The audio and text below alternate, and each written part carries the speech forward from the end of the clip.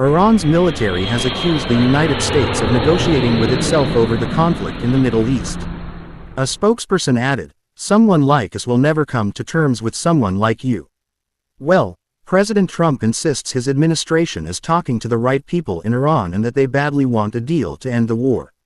Well, Mr. Trump also claimed he had been given a great prize by Iranian negotiators, adding it was related to oil and gas in the Strait of Hormuz. Iran has said what it called non-hostile vessels can pass through the strait, which is critical to the global economy. From Washington, David Willis begins our coverage amid talk of peace. The war continues in the Middle East, but reports suggest the Trump administration has come up with a 15-point plan aimed at ending the fighting and that negotiations are already underway. Pakistan, which acted as intermediary, is offering to host peace talks. And President Trump says Iran is desperate for a deal.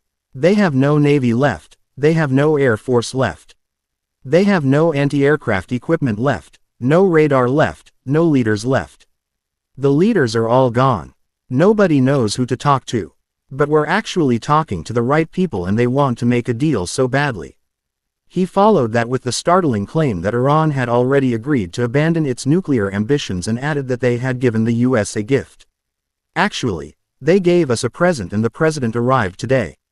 It was a very big present worth a tremendous amount of money. And I'm not going to tell you what that present is, but it was a very significant prize. All the president would say is that it was related to this vital stretch of waterway, the Strait of Hormuz, and the oil and gas that passes through it. Iran has now said it will allow so-called non-hostile vessels to pass through here safely, provided they coordinate with Iranian authorities. Tehran is yet to comment on the latest claims by President Trump, having previously denied that any such negotiations were taking place. And amid all the talk of peace, the U.S. is deploying more troops to the Middle East. The amphibious assault vessel USS Tripoli is en route from Japan, leading one of 2 Marine Expeditionary Units. And an elite contingent of paratroopers is on its way from the 82nd Airborne Division. Meanwhile, Iran continues to lash out at its neighbors, a reminder that for all the talk of negotiation, this conflict is far from over. David Wallace, BBC News. So let's get the very latest. We can cross over to Doha. Our security correspondent Frank Gardner is there. And Frank, once again, different competing narratives about this war. Where are we with what is happening? Who's talking to who? So I think what is happening is that messages are being passed from the United States indirectly to Iran via intermediaries like Pakistan, Turkey and Egypt. That's happening. That's not the same as negotiations. And I think what we're seeing is that the White House appears to be, and certainly is what people here think, rather inflating the passage of messages into the idea of some kind of a deal, because that's being vigorously denied by Iran. And I have to say that the best way to drive Iran away from a deal is to keep saying publicly that Iran is desperate for a deal that's not going to appeal to this very stubborn, defiant, and surprisingly resilient Iranian regime, which is essentially now the Iranian Revolutionary Guards Corps, because the supreme leader, Ali Khamenei, is gone. He's been assassinated. We haven't seen from his successor, Mustafa Khamenei. He's not appeared in public. So we've got to assume that the military, the hardcore Iranian Revolutionary Guards Corps, are in charge. They've spread out their control laterally, horizontally, as it were. Amongst the 31 provinces, they're still acting on orders.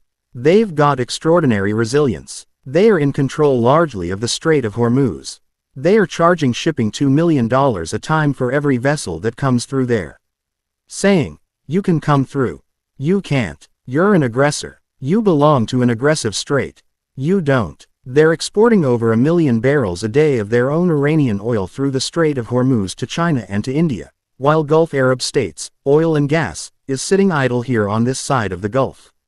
It's a terrible situation for the Arab Gulf states. It's a pretty strong one for Iran. And the US is not, despite what it says, achieving its aims in this war. So, Frank, just help us to understand, as you say, Iran has these 31 provinces. All of these provinces have their own effective Iranian Revolutionary Guard Corps. Who is in charge of the overall, if you like, the federal part of it, because there's got to be somebody heading this. We know that Mustafa Khamenei is not seen. Is there one person that is overseeing all of this? To be honest, I think that's probably a question you need to put to an Iranian expert, of which I'm not. But we do know that prior to his assassination a few days ago, Ayatollah. Sorry, excuse me, Ali Larijani, not Ayatollah Ali Larijani, who was the Secretary of the Supreme National Security Council. In Iran, a very experienced former Speaker of Parliament, but he was certainly reported to be overall running the conduct of the war. Other reports are saying that Khalifa Mohammad Kaliba as a Speaker of the Parliament, is in some way in charge. But I think we're perhaps looking at it through the wrong lens. Iran planned for this day. It had war gamed and practiced and rehearsed for this day. All those IRGC commanders in the 31 provinces are acting on pre-existing orders that have been left by the Supreme Commander, the Supreme Leader, Ali Khamenei, before he died. And until those orders are countermanded, they are going to carry on with the existing orders. They've got firing drones and missiles at targets at this side of the Gulf. Intermittent. I mean, we haven't been struck here in Qatar since last week, since about Thursday. But other states, Kuwait, Saudi Arabia, Bahrain and the Emirates are being hit. And most importantly, the Strait of Hormuz is being partially strangled by Iran only allowing through its own oil to its own friends. And as I say, that is giving an enormous amount of strategic power to what's left of this regime. So the power is spread out horizontally rather than vertically before Frank. As always, really good to get your analysis. Frank Gardner there, joining us from Doha.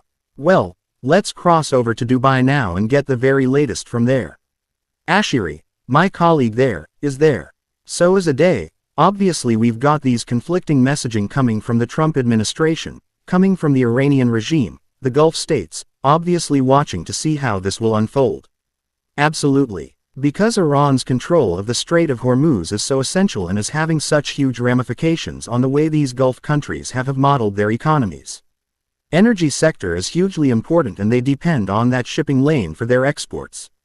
And so they're going to be watching these conflicting reports. It's said that they're not as involved as they typically would be. Qatar, Oman, usually essential to this. Pakistan, not too much of a surprise that it could reportedly be involved given the relationship between the military chief there. And Donald Trump seemed there and Donald Trump have had multiple conversations and meetings in the past year. What's concerning is that it's unclear who the White House is actually negotiating with and as Frank mentioned, who is actually in charge. Yes, this is a regime that has been built on survival. We've seen that it's willing to sustain a huge amount of pain and damage to its economy via sanctions and also suffering amongst its people. We've seen that through the brutal crackdowns that this regime has unleashed on the people as early as January, most recently. But you've also got these new leaders at the top. Donald Trump has said, oh, well, there has been a sort of regime change. These are new leaders at the top. We've killed the others. But who are these new leaders? If you look at the trifecta of names that is getting repeated here, most recently Mohammad Barer Zorit, who's replaced Ali, Larry, Johnny on the Supreme National Security Council, of course, Supreme Leader Most AB Khamenei and whatever health he is, he's just lost multiple family members, including his father killed by these US-Israeli strikes. And then you've also got Mohammad Kaliba Kalibath, who's the Speaker of Parliament. All three of these people have very strong links with the Islamic Revolutionary Guards, hardline figures. And so in some ways, what you're seeing happen is exactly what Iranians have spoken to inside the country and many Iranian watchers around the world have warned against the idea of the Revolutionary Guards, these hardliners, suddenly getting murdered, more control of the country just as people from the outside are pushing for regime change. As always, thank you very much. Mushi, they're joining us from Dubai and the UAE, a lot to discuss.